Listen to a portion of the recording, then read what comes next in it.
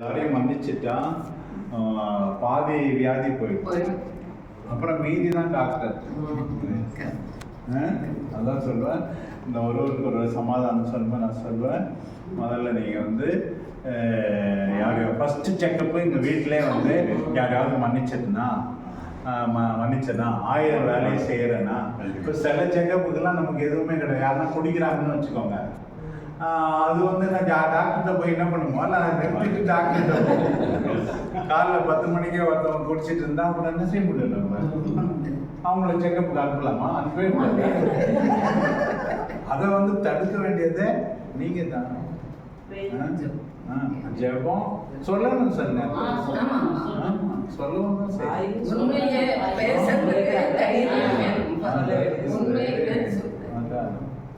நிறைய பெற்றோர்கள் பிள்ளைகளை திருத்த மாட்டாங்க, நீங்களும் அதே போல திருத்தணும். என்ன கூட விஷயம் ரொம்ப நேரம் அறுக்கிறீங்களே, குசமாகிறீங்களா அப்படின்னு சொல்லுங்க.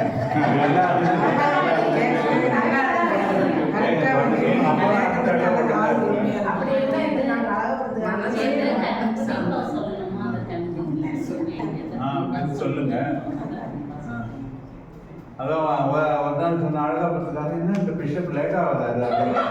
எனக்கு அவங்க சொன்னது இத்தனை மணிக்கு வர சொன்னாங்க, அப்புறம் நீங்கள் லேட்டாக வர அதெல்லாம் தப்பு. சாயங்காலம் சொன்ன நேரம் தானே, உங்களுக்கு 6ன்னு சொல்லியிருப்பாரு, எனக்கு 6:30 வாங்கன்னு இருப்பாரு. அது தெரியாம பிஷப் லேட்டாக வந்தாங்க. அதுக்கு எல்லாம் தப்பு. சரி, ஓகே, சரி. எப்போ சாப்பாடு வீட்டுக்கு கூட்டு போட்டு வைங்க.